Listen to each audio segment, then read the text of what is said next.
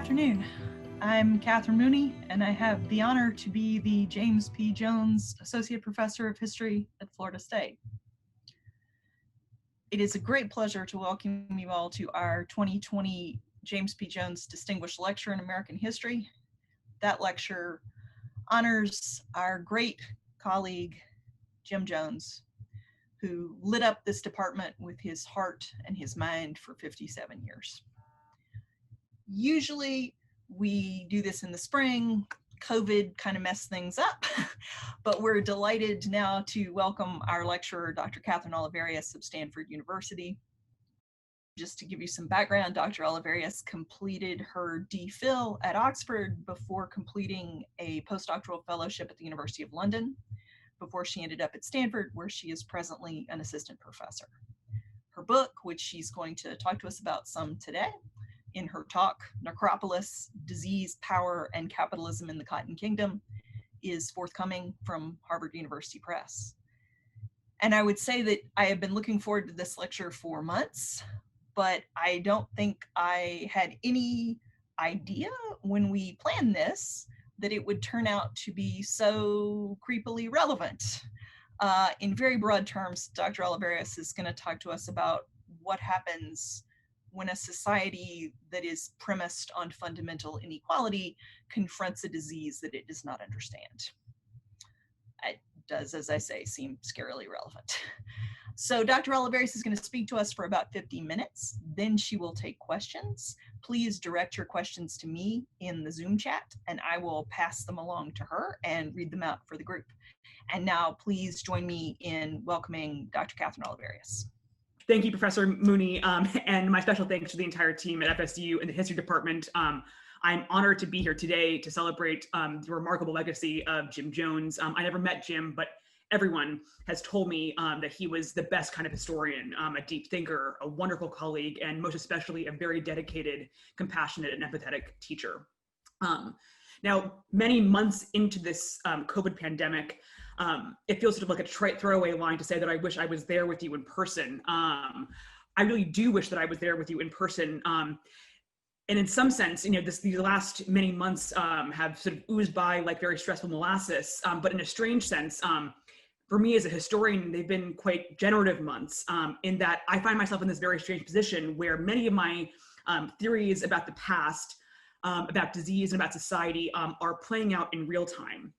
Okay, so come with me, please, to New Orleans in the first decades of the 19th century, where the German immigrant Vincent Nolte reigned as one of the largest cotton merchants in New Orleans.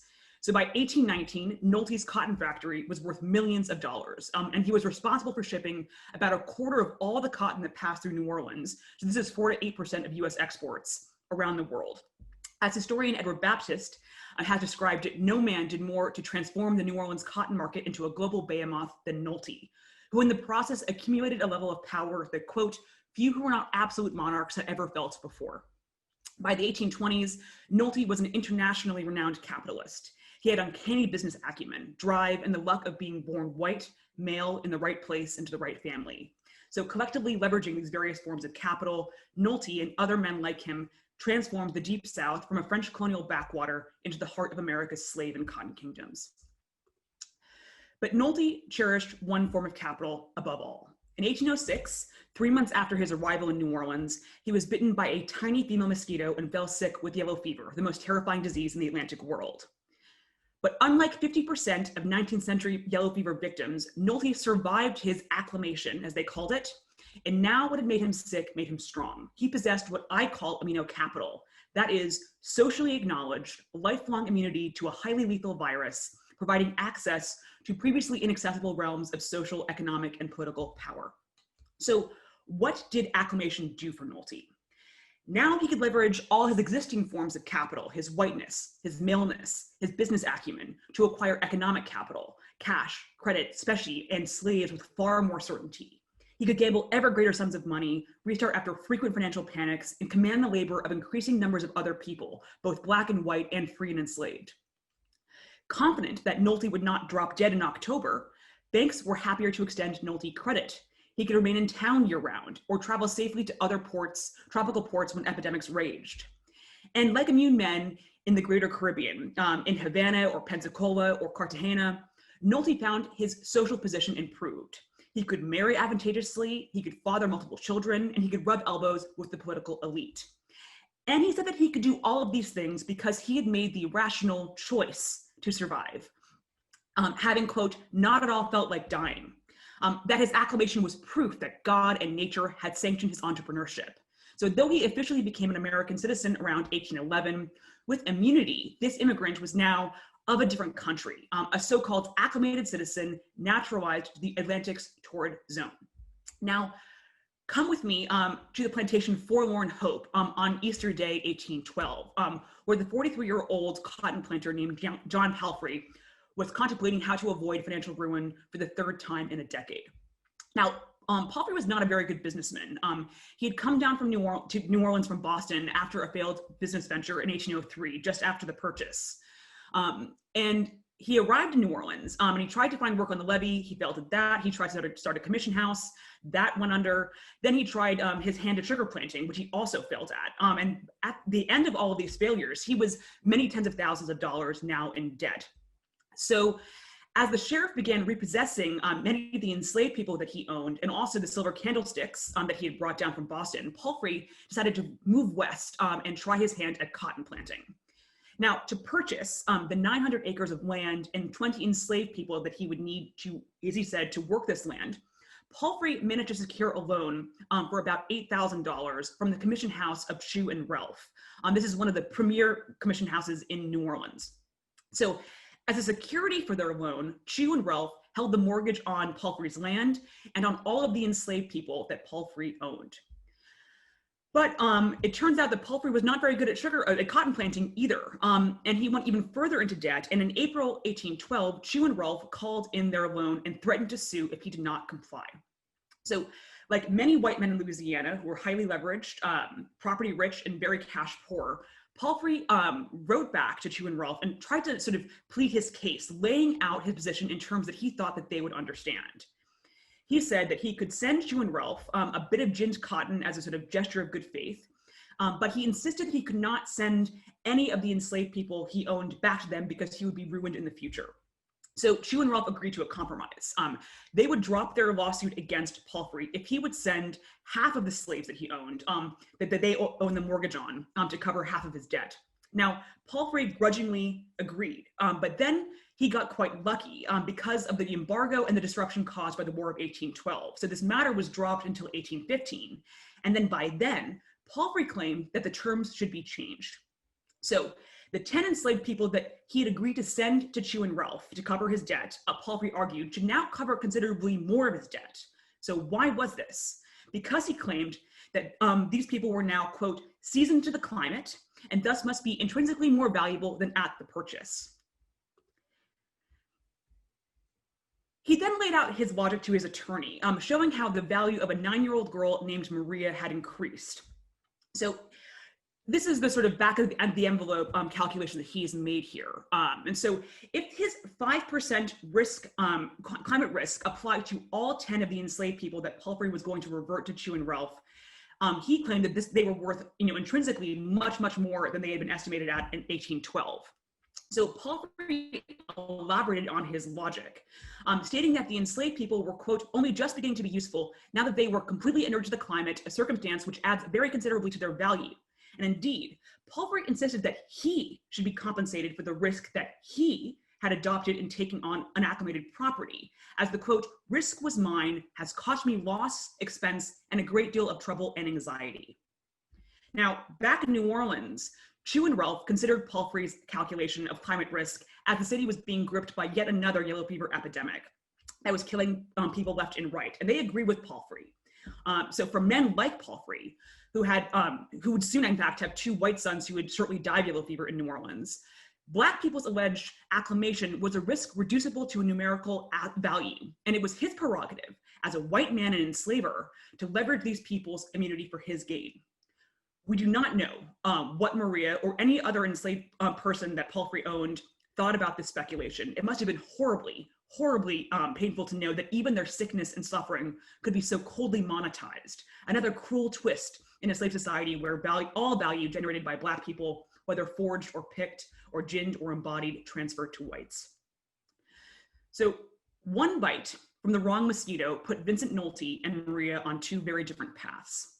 While their body's immune responses were identical in responding to the yellow fever virus, this society responded to their acclimations differently, using racialized assumptions about epidemiology to justify more inequality. So mosquitoes might have been equal opportunity vectors, but in this society, immunity's workings were anything but colorblind. Now, for a white man like Nolte, surviving yellow fever and becoming a so-called acclimated citizen propelled him into civic societies and commercial societies' upper echelons and gave him access to new sources of credit and cash in general. But for an enslaved girl like Maria, acclimation increased her value to her white owner, with immunity to yellow fever becoming one more matter for speculation in the debt and credit markets underwriting the Cotton Kingdom. Now, historians of Atlantic empires and slavery have long considered antebellum New Orleans to be an outlier among American cities, characterized by its Caribbean-esque tripartite social system of whites, free blacks, and enslaved people. But there was another rigid, even visible hierarchy at work. Orleanians were either yellow fever survivors in a probationary period awaiting their acclimation, or they were dead. Now, no deep Southerner could avoid a brush with this disease. In the region's fast-growing urban centers, so Natchez, Vicksburg, Baton Rouge, Mobile, Biloxi, and especially New Orleans, cases of yellow fever appeared every summer. And every 2 or 3 years, however, the fever reached epidemic proportions, upending society as thousands of people died or fled in panic. Now, annually, the mosquito-borne virus killed about 8% of the region's urban inhabitants and left countless more widowed, orphaned, and bereaved. Now, living amid this omnipresent, worsening death, Orleanians spoke of being subject to two tyrants, King Cotton and Yellow Jack. Now, yellow fever was a constant point of terror, but unlike in other American cities where yellow fever occasionally struck, so Charleston or Philadelphia or New York, in New Orleans, a white person would not necessarily want to avoid a disease that they had a 50% chance of dying from. Here, the necessities and temptations of business, so wealth through cotton, sugar, and slavery, made risking death and gaining immunity to yellow fever indispensable for white people wishing to gain wealth, prestige, and power. So, in a place beset by these terrible, worsening epidemics, alleged imperviousness or vulnerability to epidemic disease evolved into an explanatory tool for success or failure in commodity capitalism, and a justification for a race and ethnicity-based social hierarchy in which certain people were decidedly less equal than others. Now, yellow fever's influence on life in the Deep South was ubiquitous. It embedded a culture of economic volatility and a penchant for risk-taking unlike anywhere else in the United States. It impacted the pace and the schedule of the cotton and slave markets. It became a central logic in the practice and defense of slavery, bolstering a strict racial hierarchy through the language of empirical science. Now, yellow fever was intrinsic to how value was conceived of and weighed. It embedded itself into all interpersonal relationships and formed a key aspect of a person's identity, underlining many of their choices and their actions. Yellow fever also mediated the relationship between state and citizen, setting the conditions for citizenship itself and delineating the size, scope, and responsibilities of government. Now, in generating from the destruction and taking advantage of the diseased reality around them, New Orleans' commercial civic elite took the Foucauldian notion of biopower to its very extreme and spearheaded policies that systematically heightened inequality, enriched themselves, enhanced white supremacy, undercut the majority, and etched epidemiological discrimination into law. Now, alongside skin color, I will argue today that acclimation status played a major role in determining a person's position, success, and sense of belonging in America's so-called necropolis. Now, immunity to yellow fever, ill understood in the 19th century, was euphemized with phrases like acclimation, seasoning, or creolization. Now, acclimation meant surviving yellow fever, but to have immunocapital, Orleanians had to convince others of their immunity. Now, immunity was and is an objective biological reality. But before vaccination or diagnostic blood testing, it was invisible and impossible to verify. So unlike smallpox, yellow fever does not leave physical scars. Not everyone experienced the telltale symptom of black vomit as depicted here. And moreover, leading physicians did not agree that yellow fever was a discrete illness, and they frequently misdiagnosed it as malaria. Now, yellow fever immunity was thus subjective and performative. It was a matter of faith as much as fact. But in a city where people routinely classified others on the basis of physical appearance, so as a quadroon or a Griff or an Irishman, Orleanians were socialized to recognize immunity cues in others. So if a man was Creole, i.e. that he was born in the tropics or born in Louisiana, or if he lived in the tropics for multiple years, society generally gave him the benefit of the doubt. He could pass as immune. If he was a newcomer, poor, foreign-born, or a drunk, he was assumed to be unacclimated until proven otherwise. So my goal today is to impress you with just how important immunity, whether real or imagined, was in the Cotton Kingdom and across the Greater Caribbean. So for the 500,000 white people who willingly immigrated to New Orleans before the Civil War, it affected where they worked, immunity did, what they earned, where they lived, and with whom they dealt. It affected white people's ability to invest capital in slaves and create more capital through slaves. And it decisively impacted a person's ability to find stability, social acceptance, and a political voice. Considering all the impediments and ostracization faced by the unacclimated, even Dr. Edward Hall Barton, president of the 1841 Board of Health in New Orleans, suggested that, quote, the value of acclimation is worth the risk. Now, most white newcomers quickly heeded this wisdom, not avoiding but actively seeking illness as a pathway to profits and respectability. As one Connecticut immigrant boasted while convalescent, quote, victory had perched upon my banner. I was an acclimated citizen and as such received into full favor in the good city of New Orleans, where they distrust everybody until they become endorsed by yellow fever. But victory through acclimation was reserved for whites only. Hundreds and hundreds of thousands of enslaved people were marched into this diseased space and forced to confront this forbidding diseased environment. But pro-slavery theorists argued that Black people were naturally resistant to yellow fever and that this resistance was a sign from God that they should be relegated permanently to slavery, that even Black freedom was untenable.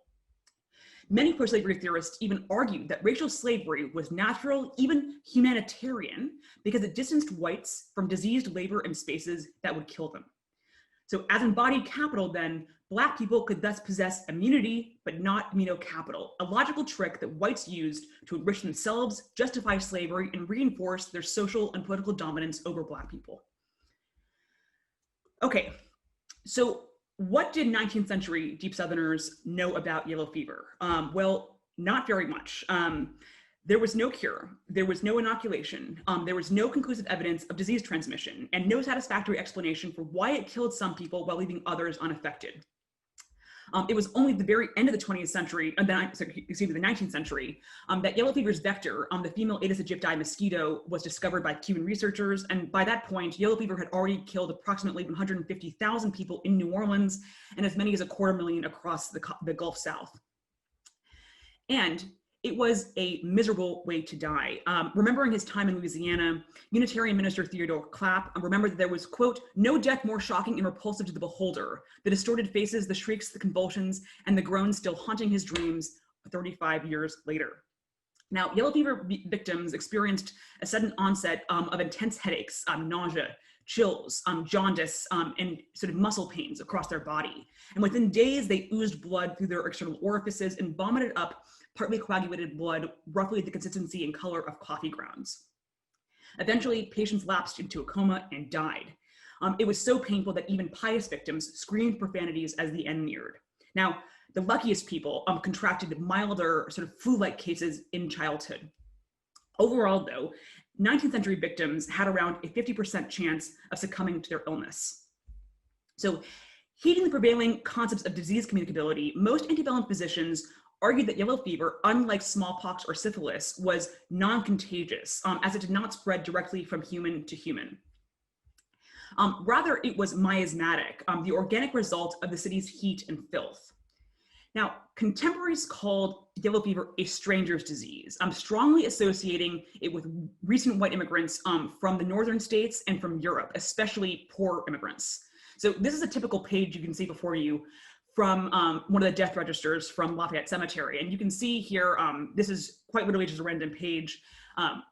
the disease and where born. And for yellow fever, it's very often Germany, Germany, Germany, Ireland, Ireland, Ireland, Ireland. So essentially every record, not just this, shows that yellow fever was incredibly dangerous for foreigners. While as many as 8 Orleanians per 100 died annually, making, by the way, New Orleans America's deadliest city by far, surpassing even at times Havana, deaths could reach 20% in certain immigrant neighborhoods. So of the 60,000 Germans, for example, who entered New Orleans between 1848 and 1858 and took a permanent residence, about half of those people died from yellow fever and cholera. In 1853, the year of New Orleans' worst epidemic, about 12,000 people died, constituting 1/10 of the city's population, but 1/5 of the Irish-born population. So in total mortality terms, as a side here, the 1853 epidemic remains one of the worst natural disasters in American history. Now, one life insurance company, as depicted here, singled out Irishmen as 57 times more likely to die from yellow fever than native-born Louisianans, and Dutchmen and Belgians over 91 times more likely. Now, white Southerners also took as axiomatic that Black people were less affected by yellow fever, but modern epidemiologists have discovered no mechanism for hereditary resistance to yellow fever, as they have for malaria, for example, where immunity is passed from parent to child in utero. So this suggests that immunity did not pass from, as I said, this did not pass from parent to child. So, but at the time, so we know this to be true today, but at the time, almost the entire medical community of New Orleans publicly echoed, at least publicly, privately is a different question, but publicly echoed the words of Dr. Samuel Cartwright that Black people were, quote, perfect non-conductors of yellow fever. So hereditary immunity did not exist, but contemporaries argued that it did, and they did again and again and again, and they dispatched evidence to construe resistance in this racially specific manner. Now, statistics could only hint at how people experienced living in such a deathscape. Thousands fled upon the slightest rumor of fever. Those lacking funds or freedom or opportunity had no choice but to remain. Canal Street, depicted here on the right, the city's busiest thoroughfare, emptied. Newspapers stopped publishing, courts and schools shut down. The city council banned, in fact, the ringing of funeral bells between August and November each year because the constant noise was too distracting. At night, an eerie silence descended over the streets, broken only by the screams of sufferers in shuttered houses. Everyone knew someone who had died, and survivors remained in houses that triggered memories of dead loved ones. They slept in beds once shared, and they dined at tables where empty chairs memorialized the departed. Now, fear-mongering, misinformation, and speculation ran rampant. Newcomers were at first obsessed with learning everything they possibly could about this disease from so-called old-timers, these kind of veterans. They called themselves veterans of yellow fever. But soon, these newcomers sort of grew weary of all these contradictory tips and all these dark stories. It was just too much sort of to deal with, too much to process, too numbing. And in a place like New Orleans, where everybody was a self-professed yellow fever expert, nobody really was. Now, by the 1850s, most people understood that the only protection against yellow fever was to survive it and become acclimated. But what exactly was acclimation, and how could a person prove it? If you were walking down Bourbon Street in 1850 and you asked passersby to define acclimation, you would get, 10 million different responses. One clerk might respond that acclimation was simply the body's reconciliation, years-long reconciliation to the sort of peculiarities of the soil and the climate. Another clerk might respond to you that they might quote back to the words of a South Carolina fever specialist named Philip Tidyman, who argued that an immigrant could consider himself safe after a residence of 6 years. Another passerby might insist that acclimation to yellow fever was a one-off event, a naturalization, sort of like a creolization, much like a vaccination or an inoculation. An old-timer, waxing poetic, might ask you to look at the picture more holistically, to consider acclimation as an initiation to the climate and to the culture of the Cotton Kingdom. A slave trader might laugh at your ignorance if you asked, and would tell you that acclimation was a gut feeling, an instinct that one learned through years of experience. So Finding these definitions unsatisfactory, as you might ask follow-up questions, eliciting a more hostile reaction. Could a person lose their acclimation if they left the tropics or if they went to temperate climates? Were the children of Creoles acclimated from birth? Did mild cases of yellow fever lead to full acclimation? Was a Gibraltar or Panamanian acclimation sufficient in New Orleans? Hopefully, you would not commit the ultimate faux pas by challenging any of these men on their own acclimations, because that might put you in the hospital. Now, probably you would leave these conversations agreeing with the wisdom of novelist and steamboat captain Mark Twain, that acclimation was a highly sensitive and deeply personal topic on which, quote, no two persons exactly agreed. Now, not knowing what to believe, many Orleanians remained nervous about whether they were truly acclimated or not, and they would frantically scan bills of mortality in July and agonize over whether they should stay or whether they should go. As Elizabeth Trist, a family friend of Thomas Jefferson, who lost both her husband and her son to yellow fever, wrote, quote, I hope that my constitution has become creolized, as they term it here, having had a very substantial seasoning. Still, I can't help but be afraid as the summer approaches. Now, the difficulty of verifying acclimation, this idiosyncratic process based on precarious science and anecdotal declaration, proved a conundrum for life insurance companies, seeking to extend policies only to good Southern risks, i.e. acclimated white yellow fever survivors. So much of the chagrin of those relegated to class 4, this is, you can see this on the map here. Class 4 is even smaller, in fact, in most insurance models than what's laid out here. It's a tiny region within 10 miles of the Mississippi River, below the 32nd parallel. So this is basically New Orleans and its environs. So much of the chagrin of these people who are relegated to this class, Northern and European underwriters sitting at desks thousands of miles away from subtropical New Orleans sought to establish an ironclad actuarial definition of acclimation stripped of its local meanings and privileges. Most insurers, looking at the disproportionate death claims from the South, adopted this shorthand. So they said that unacclimated people were too risky to insure. They are uninsurable. And while most mutuals would insure acclimated white men, they hedged by levying a substantial climate premium on all deep Southern policy seekers, arguing that the implicit vagueness of acclimation would allow some unacclimated men to slip through the cracks. So most insurers placed this climate premium between 1% and 5%. Now, this may not sound like very much, but this is actually a huge amount of money because it's on the value of the total policy. So this, for example, is, this is what a typical person would be paying, men only. Only men could purchase life insurance, white men, before the Civil War, because they thought that women basically would have an incentive to kill their husbands if they could purchase a policy. Anyways, I can answer more about that in the Q&A. So here you can see the man from Boston who's making an average of $41 in salary per month. So, he's paying $1.77 for every $100 of insurance. But if you move to New Orleans, these rates can be pretty substantial. Many, many months, in fact, of salaries, especially if you go with New York Life and Trust. So Southern white people hated these premiums, and they rejected these policies as too expensive. Mutuals thus had an incentive to put the premiums low enough so that they would actually sell, but high enough to counteract the risk. But of course, getting an accurate answer to the question, is the party acclimated, which is a standard question on all insurance forms, was basically impossible, because this determination ultimately fell to these insurance medical examiners who were Southern doctors who were socialized to treat acclimation as a cultural marker, not necessarily as purely a biological standard. And medical exams were marked by hazy memories. Policy seekers had to remember the specific month and year of their brush with yellow fever. Often decades later, they had to recount all of their symptoms, and they had to produce witnesses. So let's take one person, for example. This is Robert Purvis. He's a 44-year-old cotton broker from Mobile who applied to New England Mutual for a $4,000 whole life policy in 1845. So he wrote on his application, born in Scotland, resides in Mobile, came to this country in 1821, have lived ever since in the Southern country, and I consider myself as an acclimated Southerner. So he noted also on his application that his brother had died of yellow fever in Guadalupe, but that he had always had a better constitution than his brother and had only ever had one small attack of country fever many years before. So was Purvis acclimated?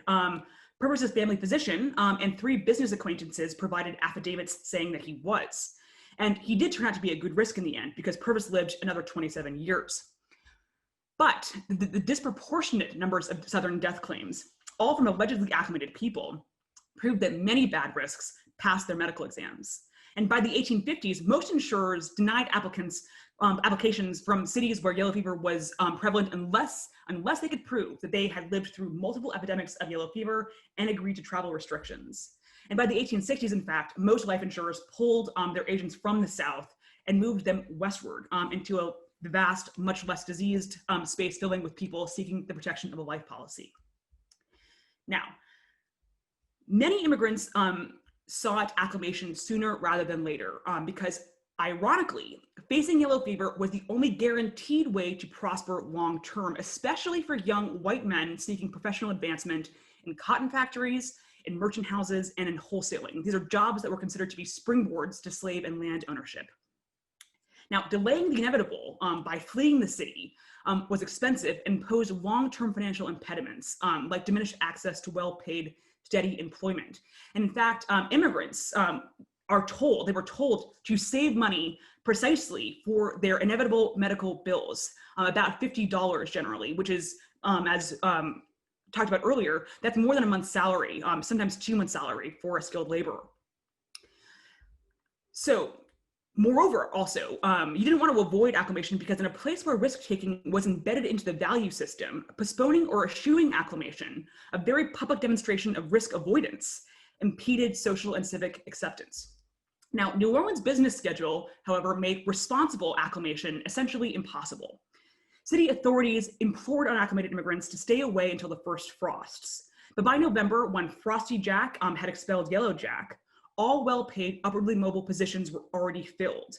And with floods of applications, about 50 per job, employers always preferred bilingual or trilingual acclimated men with good references. So if newcomers waited, they risked languishing in social and professional purgatory the rest of the year because rents in healthy neighborhoods, affordable in September, were extortionate by December. And so most of these newcomers, they set up just outside of the city and they frantically scanned newspapers to determine when the weather had become Octoberish, as they called it. So just safe enough from disease to stage their reappearance. But such hedging was easier said than done. So take Ralph Roanoke, who was an immigrant from Connecticut. As rumors of yellow fever swirled in the summer, Roanoke lost his nerve and he decided to flee the city. And when he returned after the epidemic, he was fired. Now, following a promise to his former employer that he would, quote, remain the entire year or perish in the attempt, the firm rehired him. Terribly frightened, but determined, Roanoke fell ill with yellow fever, but this time he survived. And now acclimated, Roanoke, quote, stood before the world with all my doubts and misgivings at an end. Now, most young men steeled themselves to follow the advice outlined by the Picayune, which said, quote, if a man intends to make himself a citizen of New Orleans, his first duty is to become acclimated. He owes it to himself and to society. Now, many Orleanians described acclimation like being reborn. As one newspaper declared in 1853, the acclimated man walked the streets with a, quote, tremendously bold swagger, sneering at the unacclimated who dart about timidly and nervously. The acclimated pooh-poohed yellow fever and called it a mere nothing. Later, in fact, Orleanians would boast of the year of their acclimation, so 1817 or 1849, like a membership badge in this kind of invisible fraternity of disease survivors. And some would even celebrate their acclimations like an anniversary with a yearly feast.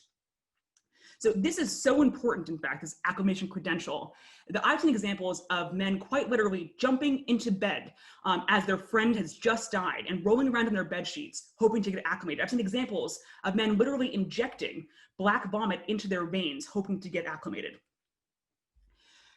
So I should have probably said at the beginning of this talk, this is obviously a talk not for the squeamish. Goodness, okay, so I'm so used to this. Anyways, so seeking to capitalize on their hard-earned immunity, job seekers filled newspapers with personal declarations of acclamation. So one clerk enumerated his credentials in this order. Quote, well acclimated, well educated, speaking 5 languages, with the best of references, notable integrity, and business capacities.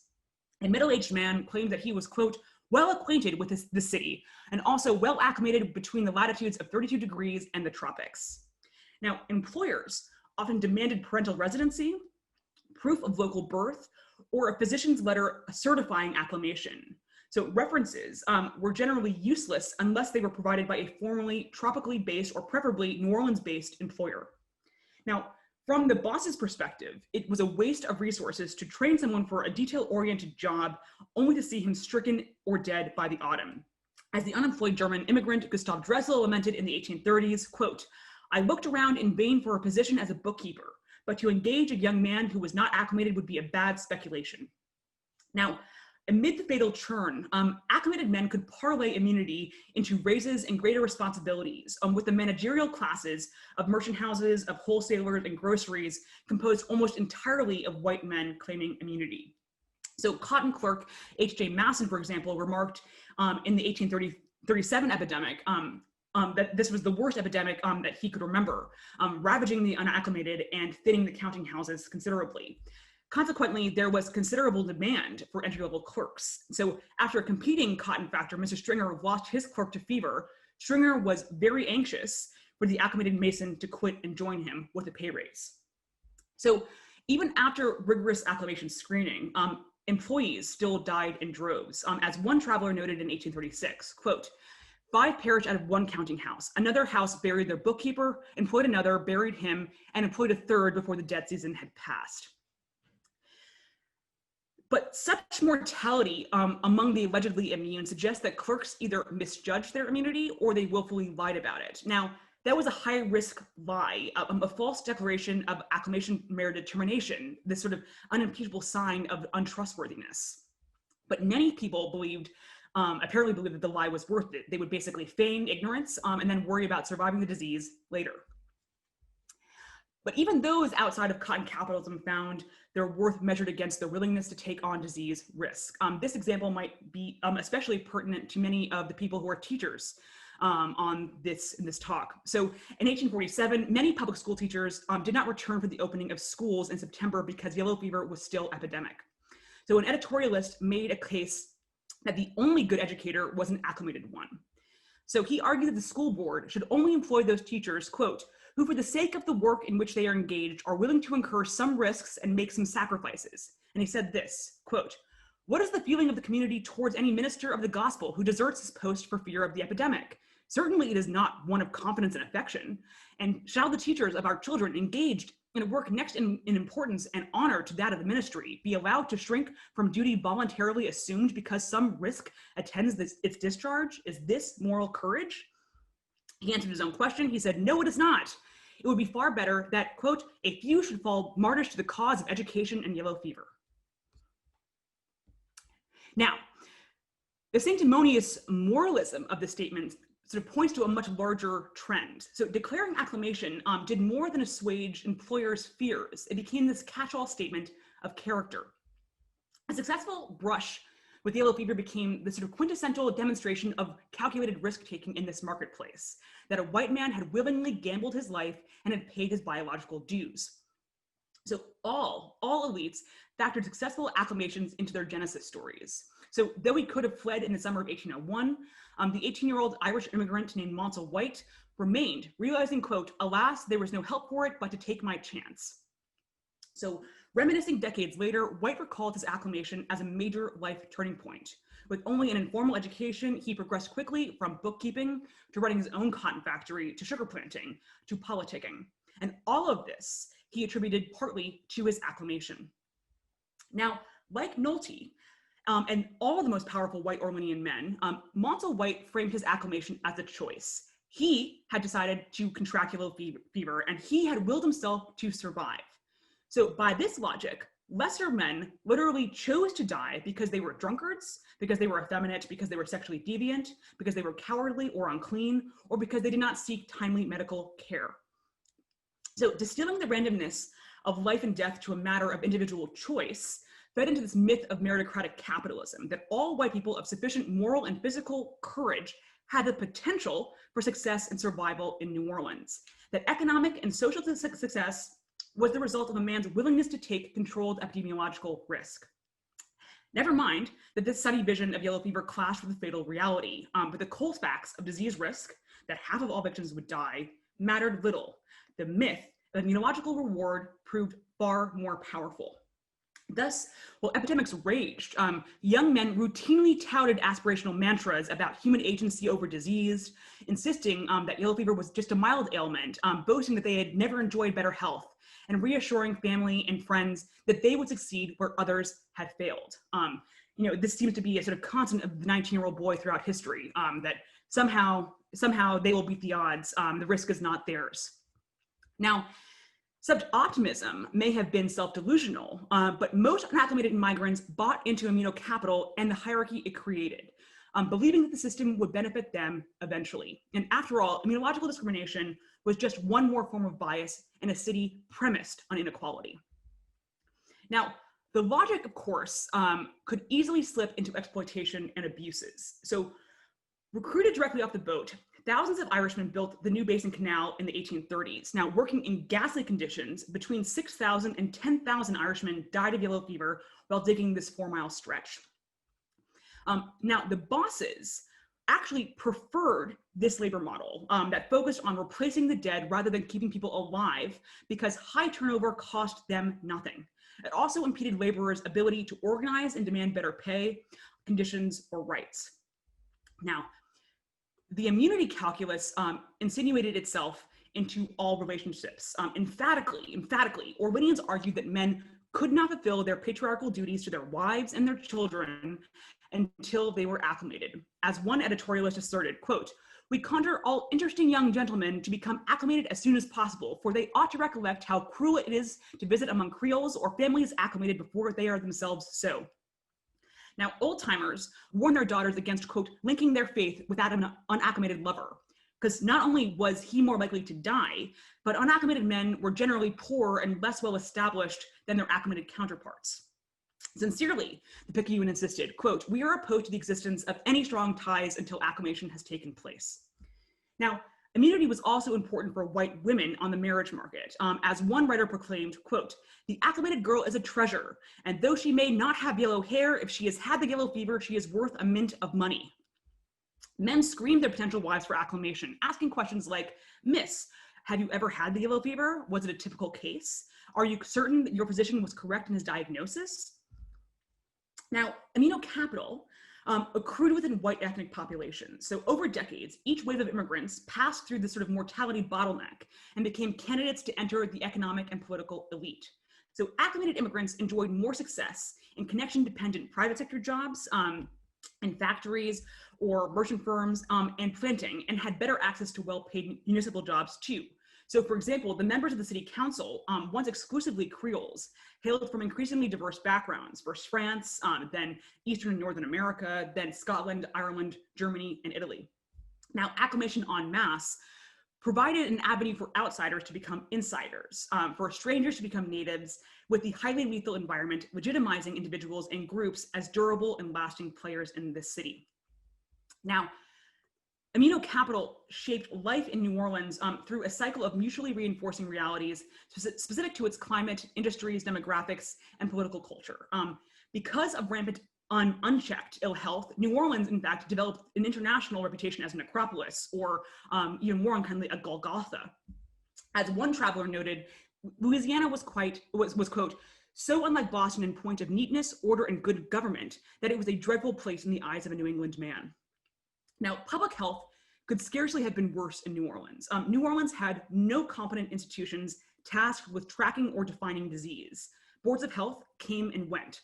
Unpaved streets stained with stagnant water and night soil and rotting animals. And in fact, if you were unlucky enough to be buried in Potter's Field, so in the ground in New Orleans, you had there's a very good possibility that your body would reappear. It would float to the surface of your grave and then float down to the Mississippi River if it wasn't eaten by dogs or birds. Quarantines buckled under pressure from the business community. Outside of the Ursuline Nunnery and the Charity Hospital, the city had very few places for poor victims of disease to receive care. Now, even in the larger sort of Southern context, New Orleans invested significantly less money into ameliorating disease-related problems than other cities. So in 1850, for example, New Orleans spent just 4 cents per person per year on public health, compared with 69 cents in Boston.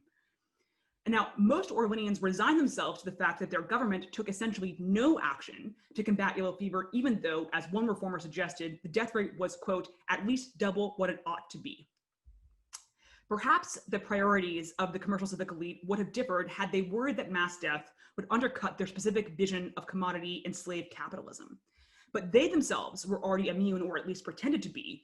And in this manufacturing-averse and labor-rich city, where thousands of Black people were auctioned each season and every ship brought in fresh new people to replace the dead, there was no shortage of labor. Now, whether defeated by disease or defiantly deaf to their constituents' needs, most politicians came to embrace the philosophy that the only effective long-term solution for epidemic yellow fever was not public health, but paradoxically, more yellow fever. Expensive water pumps and quarantines only delayed the inevitable. Now, this elite culture of sort of apathetic fatalism ran very deep. Even at the height of epidemics, the city council barely discussed disease, instead preoccupying itself with things like finances and zoning and bread weights. Pursuing solutions to yellow fever was considered to be a poor use of political capital, and there were essentially no negative consequences for politicians who avoided the disease question. Historian John Sacher estimated that in 1820, property requirements barred 57.8% of white men from voting in New Orleans. So excluding so many white men, while also, of course, excluding women, free Black people, of course, enslaved people, recent immigrants, and children, meant that only a very, very small proportion of city residents held politicians accountable. And luckily for politicians, those inhabitants who clamored for public health infrastructure quieted over time as they either accepted the filthiness of the urban condition, they gained immunity, they fled, or they died. And as naturalization required 5 years of residence, there was a strong overlap between the non-acclimated, the non-propertied, and the non-citizen. And figuring that a large percentage of people would die before becoming enfranchised citizens, politicians found the unacclimated an easy block to ignore. After all, dead men did not vote, acclimated men did. Now, demonstrating how little concern they had for their constituents, most aldermen, even those who claimed to be immune, also fled to their vast country plantations, where they joined the business elite in playing like truant children during epidemics. So Baron Pontalba, the last colonial governor of Louisiana, related that he and a party had fled the city during the epidemic of 1796 because the city was just too grim and melancholy. And they, in fact, banned all talk of death and started drinking. Now, the party amused themselves with jokes and debauchery and games in a scene that's somewhat sort of reminiscent of Boccaccio's 10 fleeing the ravages of the Black Death. Now, political absenteeism during epidemics was the norm, and it crippled the functions of government. In the autumn of 1804, a season in which between 1,000 and 1,500 people died, 7 meetings of the city council were canceled because fewer than 6 aldermen attended the simple majority necessary for a quorum. And in the deadly autumn of 1811, 4 meetings of the city council were delayed due to disease. Now, in 1853, the year of the city's worst epidemic, with about 12,000 deaths, politicians fled before passing any kind of appropriations bill for public health. Now, yellow fever factored heavily into election scheduling. In 1812, the Creole majority in the state legislature set elections for July to lessen American-born influence, precisely because Americans were more likely to flee during July than Creoles. And in another form of seasonal gerrymandering, one Democrat argued in 1845 that state elections should be moved from June to September when unacclimated people were most likely to have fled town, or else they were too sick or scared to vote. So Bernard Marigny submitted that no, quote, good citizen was afraid of yellow fever. Rather, acclimation was, quote, the baptism of citizenship, offering a guarantee of devotion to the country. Now, with politicians' intent to avoid or exploit the yellow fever problem, private citizens stepped in to ameliorate mass mortality's worst social effects. Now, New Orleans was internationally famous for its charity, with its safety net constructed and financed almost entirely by private and professional associations, foreign consulates, and the Catholic Church. But this potent combination of rampant disease and government inaction compounded society's asymmetry, that the acclimated elite who were engaging in philanthropy sort of gained this extra social capital through these honorific displays of charity. And meanwhile, the unacclimated poor came to rely on this privatized network of sort of privatized patchwork system of charity for their survival. And most people came to accept the very harsh reality that public health was private acclamation. Now, theoretically, immunocapital could have transected race, but if immunity helped transform whites into potential slave owners, merchants, and commodity capitalists, Black people's alleged natural resistance to yellow fever, slavers argued, made them better, even inevitable slaves. Now, physicians and sextons repeatedly emphasized the lower death rate of Black people from yellow fever, suggesting, for example, that only 3 Black people died from yellow fever in New Orleans in 1849, compared to 766 whites. Now, such anecdata was employed to further the ends of white supremacy. Josiah Nott, who claimed, in fact, to have cared for more yellow fever patients than anybody in America, I don't know how he had really have claimed that, I don't know how he would have known, but Nott posited that, quote, Negro blood is an antidote against yellow fever, for the smallest admixture of it with the white will protect against this disease. Now, rather than following this argument to its next logical step, that interracial mixing saved lives, pro-slavery theorists doubled down on the utility of strict racial purity. Pro-slavery theorist Samuel Cartwright asserted that the Deep South's climate, quote, scorns the aristocracy of the white skin.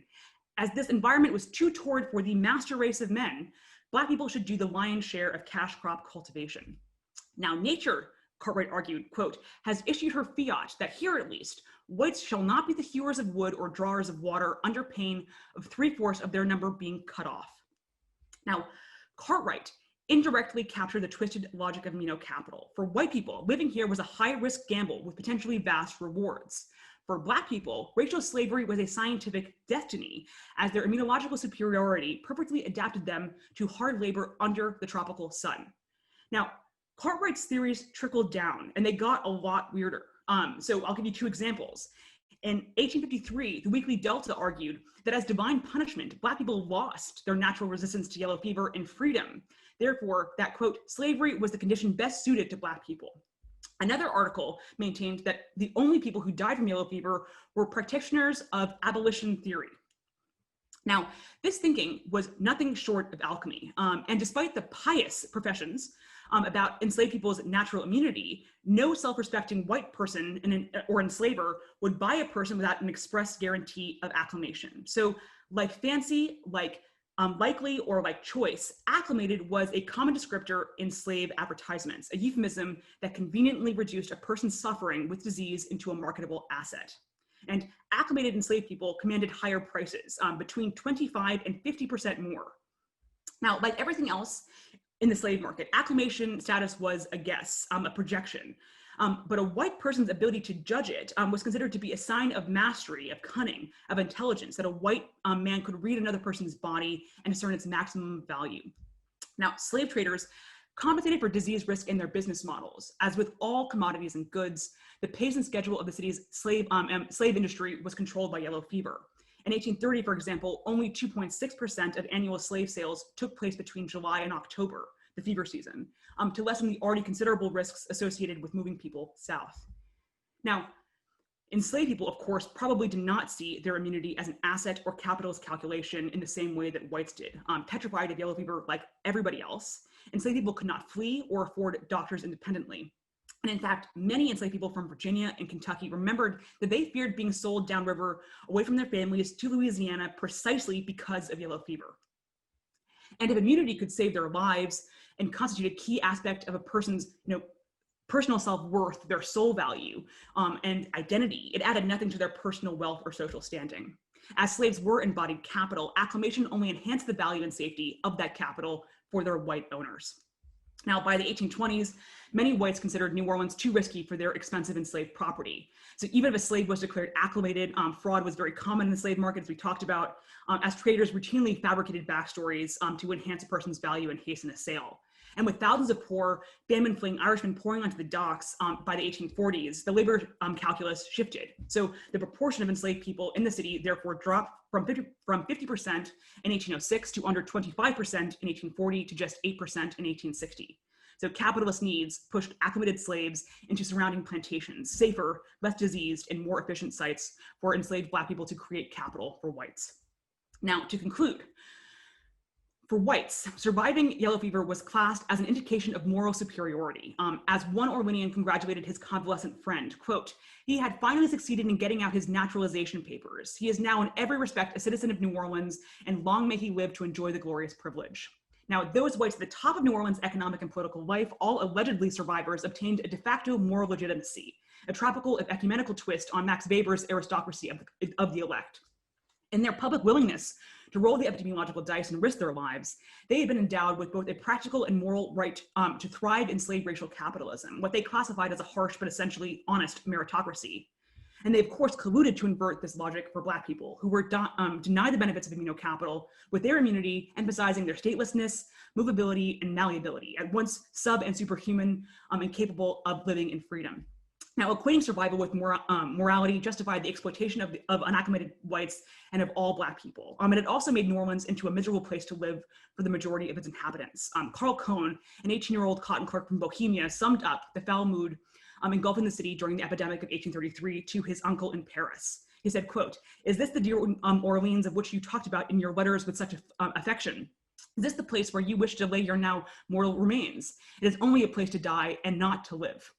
But Cohn did not leave, instead he faced down yellow fever and survived. And Cohn became one of New Orleans' most prominent businessmen, forming his own brokerage in 1842, serving as the president of the Union Bank, and marrying an acclimated woman named Clara, the daughter of Monsell White, another yellow fever survivor and slave owner.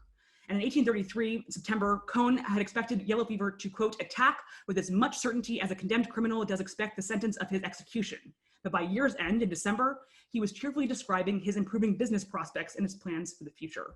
Now, once a source of misery and anxiety, yellow fever now endorsed Cohn with a future, transforming this one-time skeptic of America's necropolis into a bona fide titan of it. Thank you.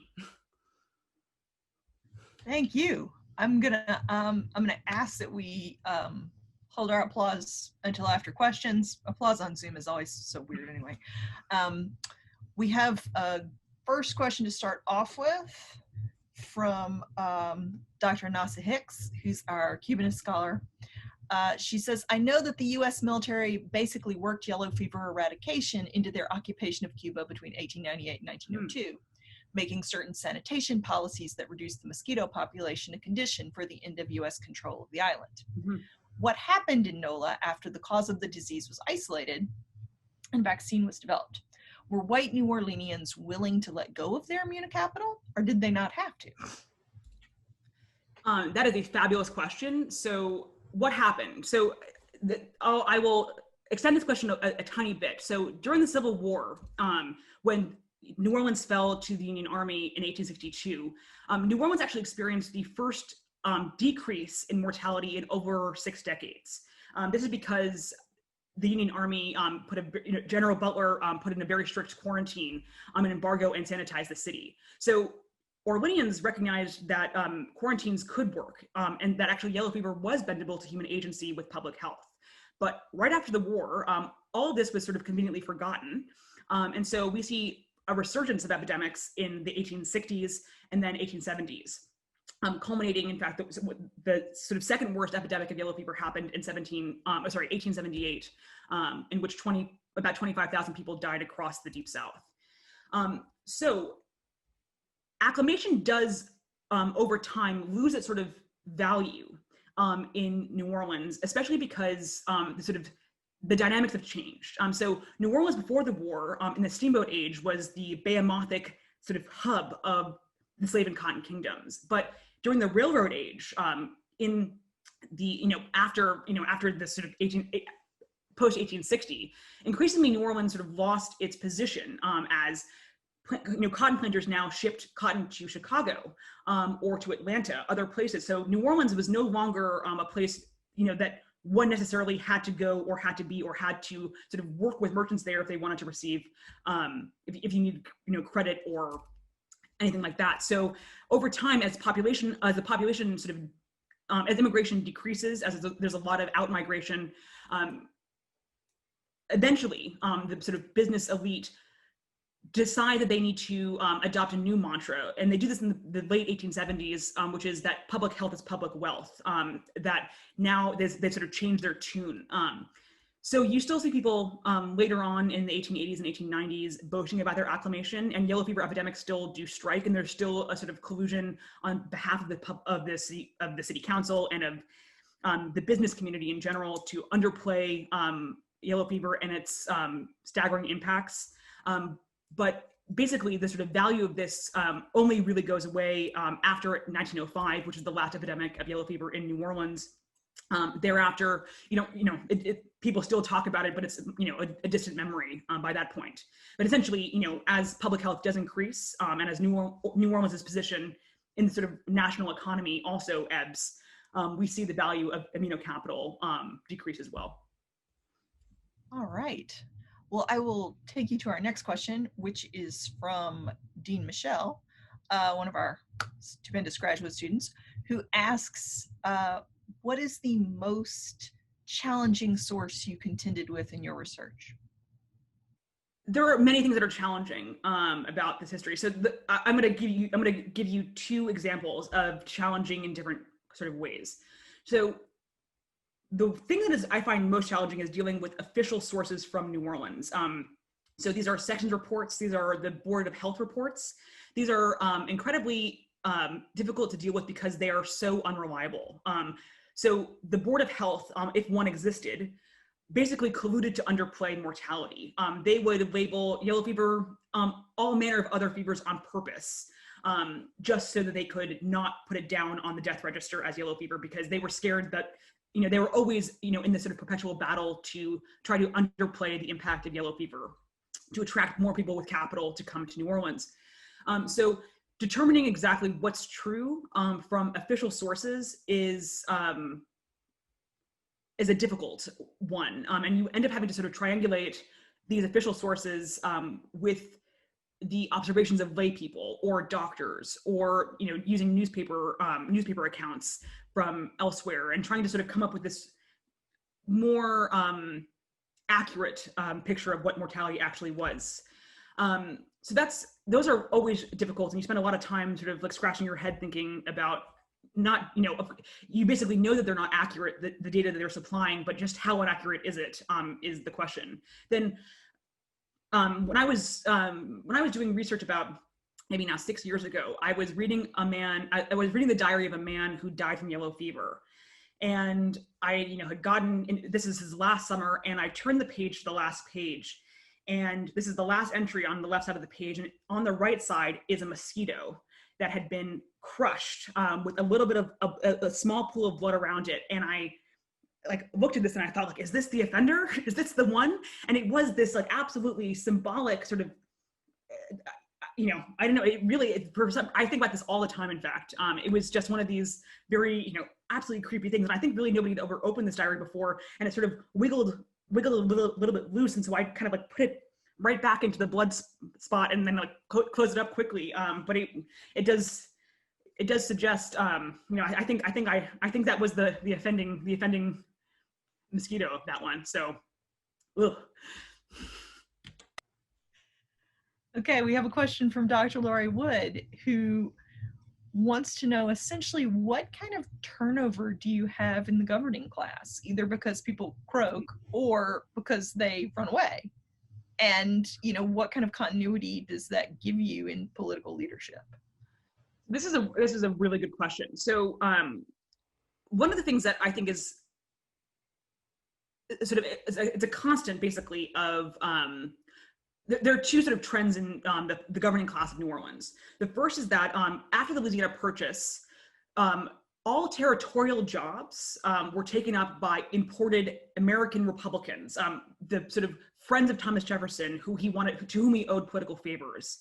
And so a lot of these people came from eastern states, and actually a lot of them died of yellow fever. In fact, in 1804, the first year after the Louisiana Purchase, something like 1/2 of all of these new bureaucrats from the East Coast died from yellow fever. And it almost killed the territorial governor, W.C.C. Claiborne, in fact. It did kill his wife and child.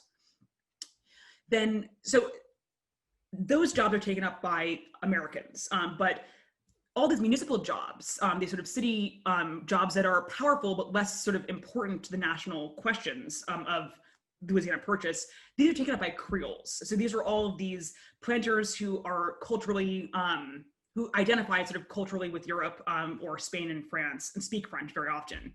And over time, you do see, you see this other, so you see the sort of Creoles, their power and their group of the city council does wane over time as increasingly American-born white businessmen, all of these merchants come to take some of these sort of slots on the city government. Over time, I would say that if anything, the government of New Orleans becomes more indistinguishable from the commercial class of people. So basically, there's no such thing really as a professional politician until really the late 1850s. Somebody who is, that is their first job in which they are, this is their primary salary. Every single city politician, every single mayor is, I think without exception, is either a sugar planter or some kind of merchant who owns a commission house in New Orleans. And that is their primary affiliation, most decidedly. And this is one of the sort of actually distinguishing government from the economy is very difficult. And that was by design, because this was, you know, these commercial men, they thought of government as essentially, you know, this is the sole activities of government should not be about public health. It's not about preserving people's lives. It's about greasing the wheels of commodity capitalism and getting goods and people into and out of New Orleans as quickly as possible. So they want people in, but they want cotton out as quickly as possible, and that's about it. So that's really that's their sole. That's the thing that they're, you know, most concerned about. So even during these terrible epidemics of yellow fever, so 1833, for example, or 1853, if you were to read the record of the city council, you might forget, in fact, that there was an epidemic going on in which like hundreds of people are dying a day, because they just don't talk about it. They talk about, you know, they'll sit and talk about all the weather, but like, oh, the sun's very hot today. Oh, you know, he's late. You know, there are these problems down at the market. Let's, you know, there's basically no very, very little engagement with the sort of what other cities at this time were increasingly taking on as their own responsibilities. So other cities are, by the mid-19th century, have really adopted this mentality that the government has responsibility over at least some aspects for the welfare and protection of individuals. That is just never really adopted in New Orleans until much later in the century. Okay. From Adam Beecham, who is a homeowner in New Orleans and is says quite rightly that the yellow fever premiums remind him of flood insurance premiums. And that very, very much within the area. Is there a distinction, either a perception of risk, whether it's reflected in insurance premiums or not, places within the city that are particularly risky or are relatively healthy? So this is a PSA to all of you. If you ever see that, please, for New Orleans or anywhere, about, you know, disease spaces being more expensive, you know, and it's sort of a risk premium, please email me any time of day. I'll be awake. Trust me. I think about, you know, COVID by day and COVID by night, or yellow fever by day and yellow fever by night. So I'm, you know, I will be delighted. So I've never seen a sort of, so it's an interesting question with insurance about where you live, if that, so rates and insurance are negotiable. So if you're, for example, if you were a steamboat stoker, that's generally a prohibited profession. So you can't, because steamboats blow up and because it's very dangerous. If you deal with lime, chloride of lime, which is poured on, it's a highly flammable substance which also decomposes bodies quickly, you can't get insurance. You can negotiate these things. And I've seen examples of people who say, well, I live in New Orleans in the winter, but then I promise I leave every summer, May 1st on the dot or June 1st on the dot, and I don't come back until November. And please, you know, will you insure me? You know, will you reduce the rate? Or, you know, will you, you know, extend me sort of a larger policy? Those negotiations do sometimes work. That is certain, but I've never seen actually an example of anybody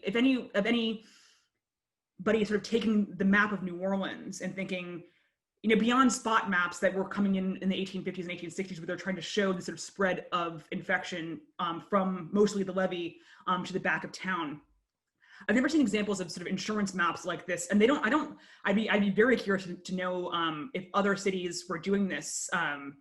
Maybe London does this with cholera, for example, or maybe there are other places that try to actually physically map the sort of more diseased spaces of the city. I doubt, it might have been done. I kind of doubt it in the New Orleans case, because disease spread so quickly and sort of without a seeming pattern. So I'm not sure that existed for the city itself, but certainly people tried to sort of argue with not just medical examiners, but underwriters and with agents on the ground that their behaviors and how they moved in the space was safer than, it was safe, and therefore they should not have to pay so much money. But it's a great question. If you ever, and really I mean that, if any of you ever see an example, please, I'll love you forever. Okay, our next question comes from Daniel from Daniel Arenas, who's also one of our great graduate students. And he says, okay, so, immigrants are perceived as very much at risk. Does that put a premium on Caribbean immigrants who are presumably thought to have a different immunity situation? Great question. No, it does not apply to the same way to Caribbean immigrants. And there was a lot of course, immigration within the Caribbean. And I fully think of New Orleans as a part of the Caribbean. It's a sort of the northernmost extent of the greater Caribbean.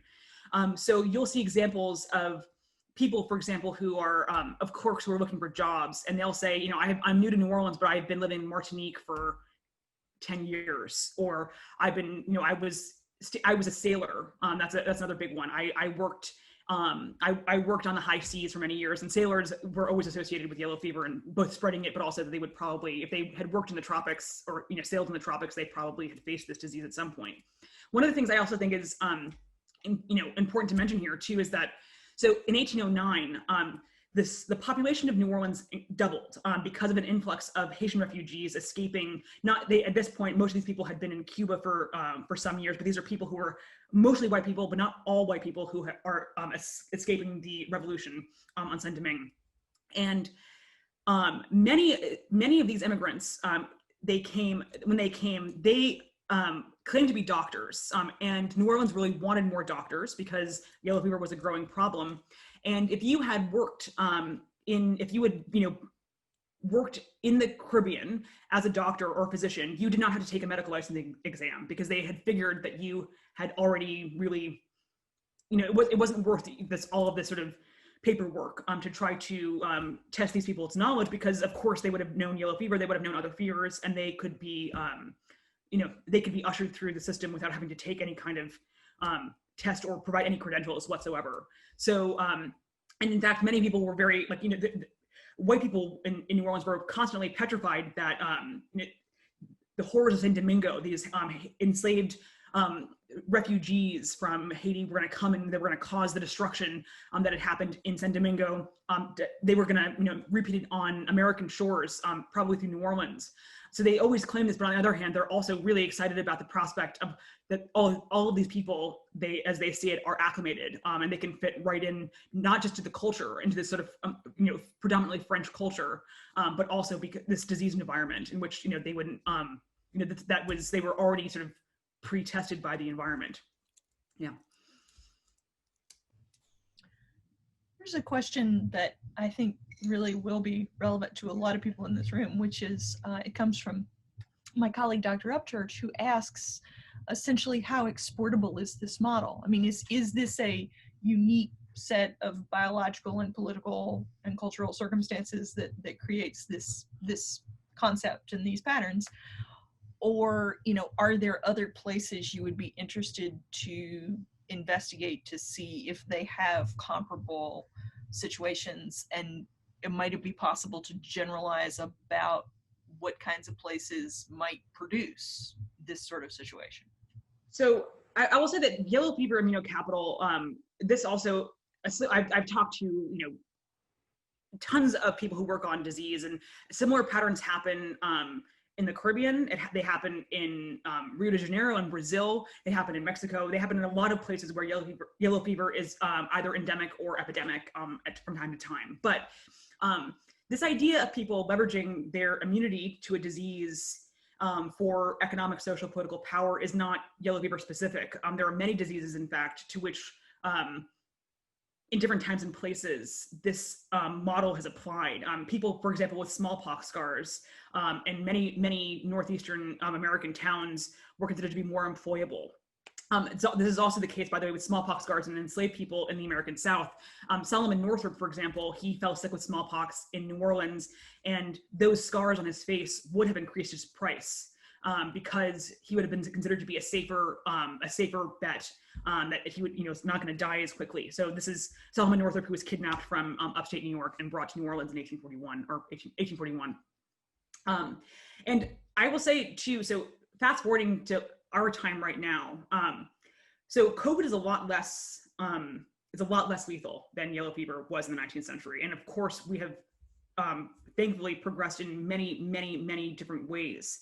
But I think this sort of almost sort of this ultra individualistic, almost libertarian attitude that one's willingness to take on disease risk, that success or employment or being able to feed one's family or keeping a job, that any of these things should be sort of based on that idea that it's about your sort of personal disease risk tolerance.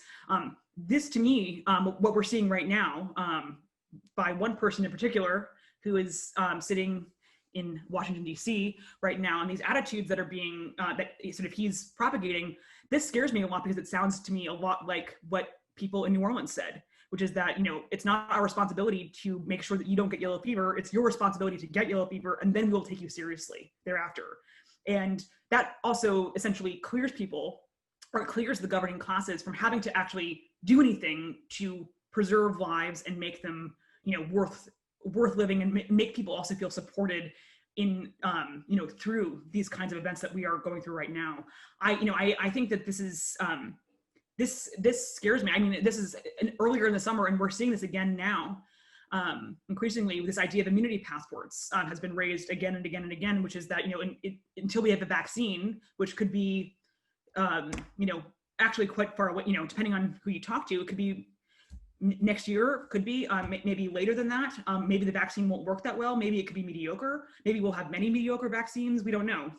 But until then, this idea that, people who have survived COVID or recovered from COVID can, essentially have a kind of immunity passport, which allows them to go back out into society, to, eat in restaurants again, to go back to certain kinds of jobs, to go visit elderly grandparents in nursing homes. I think this is, some people say that this is, this will allow the economy to reopen in parts. I'm very wary of this just because for many different reasons, but this basically is, it's encouraging bad public health behavior. If we're, are we actually going to be a society in which we encourage people to go out and get sick and take on disease risk that's also not just their own, but also for their communities or for their households? I think it's, it's dangerous. There are social implications of that are very dangerous, and also force people into making choices, the sort of best worst choice, and that they should never have to make in the first place. So we have a question from another graduate student, the great Michael Vernon, who says, okay, we have established that immunocapital benefits white people, and Black people's immunity in a neat little magic trick also benefits white people. Do we have evidence of white plantation owners actively seeking to infect Black people with yellow fever in order to enhance their investment? Great question. So what we do have, I've seen multiple examples of this. So many slave traders, people who were involved in the interstate domestic slave trade, they would, one, for example, in particular, named Walter Campbell, who was a very big slave trader for many years in New Orleans. He maintained what he called a holding pen outside of New Orleans, where he would move enslaved people from. So he would move the enslaved people that had not sold that summer by about, if they hadn't sold by July 1st, he would move them to this holding pen, which was close to the city, but not that close, where he hoped that he could, as he talked about it, usher enslaved people from unacclimated to post-acclimated status. That this would be a safer place for this to happen, and therefore he could increase the price and he could ask for more money come October when the slave market reopened. I've seen examples of this. I've seen many examples of men like John Palfrey, who I talked about at the beginning of the talk, who essentially are constantly trying to recalculate the risk, and they always put it like this: the risk that they took on themselves in trying to usher the people that they owned through this acclimation process as safely as possible. And to this end, in fact, you also see there are, it's actually, I mean, the contradictions that slaveholders, espouse in a single sentence can be, massive all the time. But so some of the largest enslavers, some of the people who own, many hundreds of people on sugar plantations, they will quite literally quarantine their plantation, even though they publicly rail against quarantines for, actually, sort of publicly imposed ones in New Orleans. They will quarantine their plantation, and the only person allowed in was a doctor who was kept on call all summer, essentially with this express purpose was in getting people through this acclimation process. And if you did so, if you were a doctor, you were given a bonus, that you were given a sort of job bonus per person that you would, that you had saved, as they put it, facing yellow fever. I should also mention, by the way, that a lot of the, a doctor's care did not necessarily make much difference in the 19th century in this disease. Really, the most effective treatments were probably, bed rest, keeping people cool, keeping people calm. But there were no effective remedies, and many of the remedies that I've seen doctors use, oh goodness, that might kill you faster than yellow fever would. And in fact, if you ended up in the charity hospital too, this was a place so notoriously dangerous. And in fact, this was a place that all enslaved people, if they were sick, had to go after the 1840s. And then all people who, otherwise who could not afford to go to a private hospital or afford a private doctor would have to go. I mean, this was a notorious death trap, where I've seen examples of people saying, my husband's going to die, but I'd rather him die at home than end up in the charity hospital where, this is the most miserable place on earth. And so you see many examples of such a thing.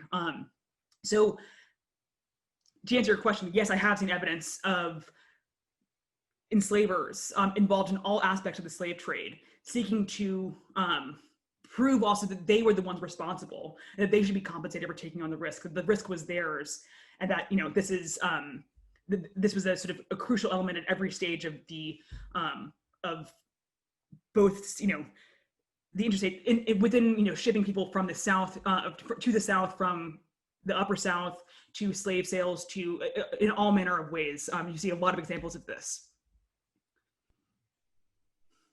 Well, I have a whole list of excellent questions, but I'll just offer you the one that's still at the top of the pile, and perhaps we could deal with that, unfortunately, too briefly, and then I'll close this up. But this question comes from my colleague, Dr. Renfro, who says he understands this is a very expansive question, but just briefly, do you see parallels between this and the AIDS epidemic? Sure. Yeah. So I think one of the things that epidemics and pandemics, I think we're seeing right now too. They're never just biological events, right? They are social events too, in which you see, it's sort of like taking a shirt and sort of opening the seam, and you can see all the stitching when an epidemic happens. It's not that it creates new inequalities, it's that it exacerbates and shows the ones that we already have. And I think one of the things with HIV that's sort of so resonant with this is, and this happens with a lot of diseases, but no more so than with HIV, not just in the United States, but around the world, especially in sub-Saharan Africa, where you see a lot of scapegoating happen. I think about this with HIV in the United States, where it was first blamed on, it was homosexuals, it was Haitians, it was intravenous drug users. It's always about othering, casting blame on an outside group, and trying to make this problem not one of the collective, but one of individuals who have made bad choices in this construction.